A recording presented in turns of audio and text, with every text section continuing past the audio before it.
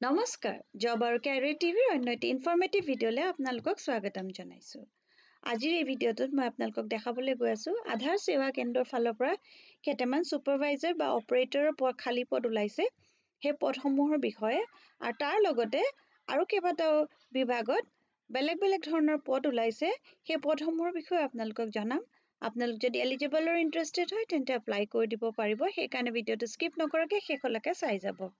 এই ভেকেঞ্চিসমূহ আধাৰ সেৱা কেন্দ্ৰৰ কাৰণে ওলাইছে, যোনটো অলৰেডি মই মেনশ্যন কৰিছোঁৱে। 195টা পোষ্ট আছে। এডুকেশ্যনেল কোৱালিফিকেশ্যন 12 পাছ বা ITI লাগিব আৰু এইটো কাৰণে আপোনালোকে অনলাইন এপ্লাই কৰিব পাৰিব। মিনিমাম এজ লিমিট 18 ইয়াৰ্ছ হ'ব লাগিব আৰু এডুকেশ্যনেল কোৱালিফিকেশ্যন 12 পাছ, মেট্ৰিকুলেশ্যন +2 ইয়াৰ্ছ ITI বা 3 ইয়াৰ্ছ ডিপ্ল'মা কৰিলেও আপোনালোকে এপ্লাই কৰিব পাৰিব। আৰু মই ডেটসমূহ দি দিছোঁ। এপ্লিকেশ্যনৰ যোনটো ডেট হয় অলৰেডি 3 নৱেম্বৰৰ পৰা ষ্টাৰ্ট হৈছে আৰু এইটো 31 জানুৱাৰীলৈকে আমাৰ অসমৰ কাৰণে আছে।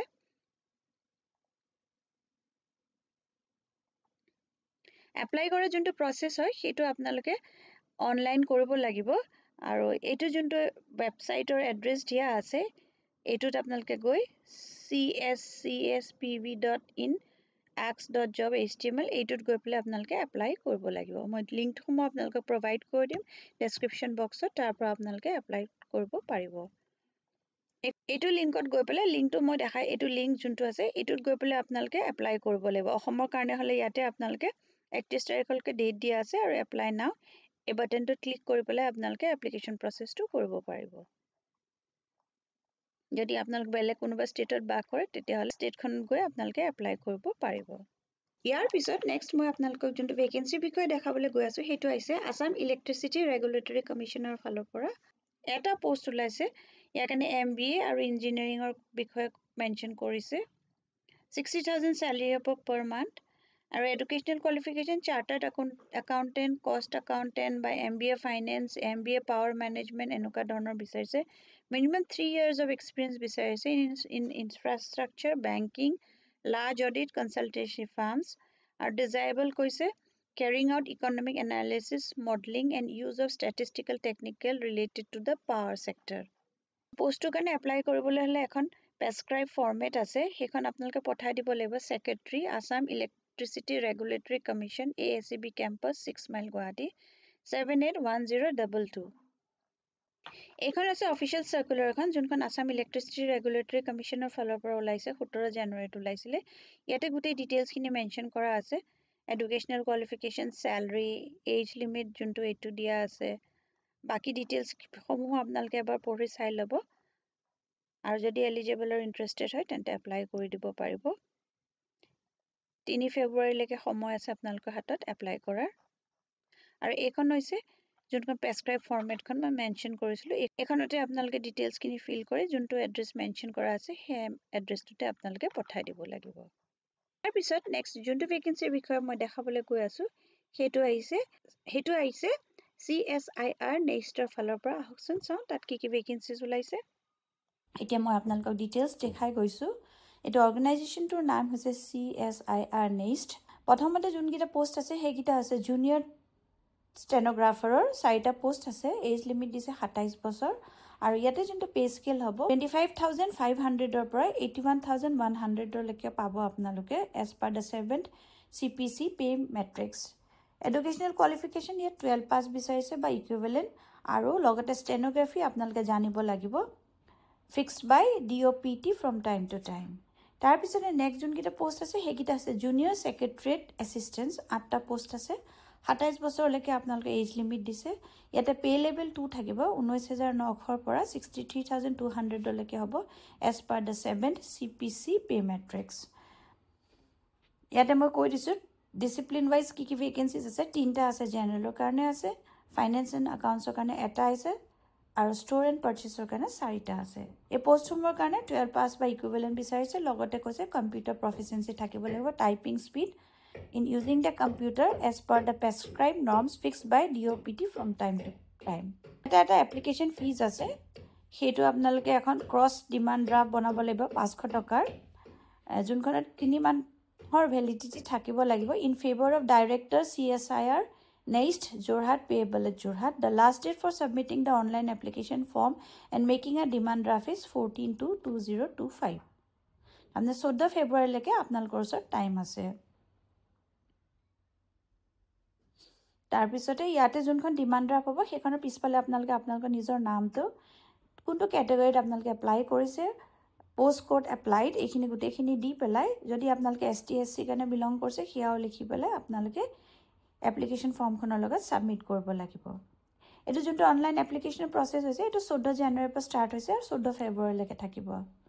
আৰু হাৰ্ড কপি অনলাইন আপোনালোকে প্ৰথমতে অনলাইন আপোনালোকে এপ্লাই কৰিব লাগিব তাৰপিছতে আপোনালোকে হাৰ্ড কপিখন পঠাই দিব পাৰিব 28 ফেব্ৰুৱাৰীলৈকে দিন থাকে মানে যিখন আপোনালোকে ফৰ্ম অনলাইনত এপ্লাই কৰিছে সেই সেম বস্তুটো আপোনালোকে অফলাইনতো দিব পাৰিব আৰু আপোনালোকে অনলাইন এপ্লাই কৰাৰ সময়ত সেইখন আপোনালোকে যোনখন ডিমান্ড ড্ৰাফ্ট আছে সেইখনৰ এখন ফটো কপি বা স্ক্যান কপি এখন দি দিব আৰু যেতিয়া হাৰ্ড কপিখন দিব তাত আপোনালোকে অৰিজিনেলখন দিব লাগিব। এইটো অফিচিয়েল ৱেবসাইট যোনটো আছে www.neis.res.in এইটোত গৈ পেলাই আপোনালোকে গোটেইখিনি ডিটেইলছ সাবমিট কৰিব লাগিব। তাৰপিছতে আপোনালোকে এটাচ কপি অফ মাৰ্কশ্বিটছ সাৰ্টিফিকেটছ টেষ্টিমনিজ এই গোটেইখিনি আপোনালোকে ফটোৰ লগত আৰু ডিমান্ড ড্ৰাফ্ট এই গোটেইখিনি পঠাই দিব লাগিব। Application for the post of junto poster karne dise etu address the administrative officer CSI are North East Institute of Science and Technology Jorhat 785006 Assam Coal India falor pora 434 ta management trainee post olaise aru e post somor karne dorma 50000 taka ke proti mahe thakibo yet eligibility criteria post graduate graduate by engineer lagibo etu central government job hoy aru online apnalke apply koribo paribo eta moi discipline wise koi disu community development er 20 ta post ase environment er karne 28 ta post ase finance er karne 103 ta post ase legal er karne 18 ta ase marketing and sales er karne 25 ta material management er 44 ta personal and HR er karne 97 ta security 31 ta coal preparation er karne 68 ta ase salary thakibo 50000 over 60000 age limit 30 years koise 30th September 2024 for general and EWS category aru baki age relaxation homo thakibo OBC non creamy kane 3 bosor SC ST kane 5 bosor general category junto disability 10 years thakibo OBC 17 aru SC ST kane 15 bosor thakibo এখিনি educational qualification বিচাৰিছে বেলেগ বেলেগ পোষ্টৰ কাৰণে actually বেলেগ বেলেগ আছে এখিনি এবাৰ আপোনালোকে চাই লব যোনটো আপোনালোকৰ প্ৰফাইল মিলে আৰু কোয়ালিফিকেশন মিলে সেই হিচাপে আপোনালোকে এপ্লাই কৰিব পাৰিব যেনেকে সিকিউৰিটি কাৰণে গ্ৰেজুৱেট হলে হ'ব কোল প্ৰিপাৰেচন কাৰণে বিটেক বা বিএসসি ইঞ্জিনিয়াৰিং ইন মেকানিক্যাল এনেকা ধৰণৰ HR যোনটো পাৰ্সোনাল HR আছে তাৰ কাৰণে পোষ্ট গ্ৰেজুৱেট ডিপ্লোমা MBA এনেকা ধৰণৰ লাগিব মেটেৰিয়েল মেনেজমেন্টৰ বিচাৰিছে ইঞ্জিনিয়াৰিং ডিপ্লোমা এইখিনি যোনটো এপ্লিকেশন ফিজ আছে জেনাৰেল OBC EWC ৰ কাৰণে 1180 তাৰমানে 1000 rupees plus 18% GST লগাই 180 হৈছে আৰু বাকিখিনি কাৰণে নীল হয় অনলাইন আপোনালোকে এপ্লাই কৰিব লাগিব এটো যোনটো অফিচিয়েল ৱেবসাইট coalindia.in এটোত আপোনালোকে এপ্লাই কৰিব লাগিব ইয়াতে গৈ এটো অফিচিয়েল ৱেবসাইটত যাব জবছত যাব তাতে গৈ আপোনালোকে পাই যাব গোটেই ডিটেইলছখিনি আৰু এখন হৈছে অফিচিয়েল নটিফিকেশনখন এটো এখনটো আপোনাৰ কোল ইন্ডিয়া লিমিটেড এটো মহাৰত্না কোম্পানী হয় আৰু ইয়াতে গোটেই ডিটেইলছ খিনি দিয়া আছে 15 তাৰিখৰ পৰা 14 তাৰিখৰ ভিতৰত এপ্লিকেশন প্ৰসেছটো হ'ব 15 জানুৱাৰীৰ পৰা 14 ফেব্ৰুৱাৰীলৈকে আছে